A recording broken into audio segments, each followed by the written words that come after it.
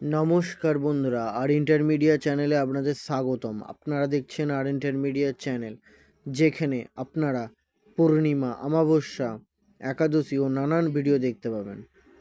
বন্ধুরা, চ্যানেলে প্রথমবার হলে চ্যানেলটি সাবস্ক্রাইব করুন এবং ভিডিওটি লাইক করুন সবার আগে নতুন ভিডিও দেখার জন্য। চলুন বন্ধুরা, আজকের ভিডিওটি শুরু করা যাক। এই ভিডিও থেকে আমরা জানব 1431 সালের চৈত্র মাসের একাদশী তিথি সম্বন্ধে। এই একাদশী তিথি কি একাদশী তিথি এবং এই একাদশী তিথি কখন শুরু কখন শেষ সম্পূর্ণ জেনে নেব।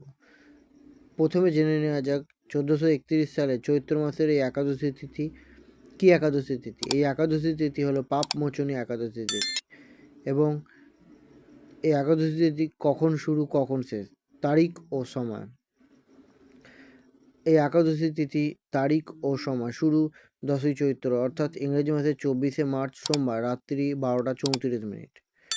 এবার আমরা জানবো এই একাদশী তিথি কখন শেষ। এই একাদশী তিথি শেষ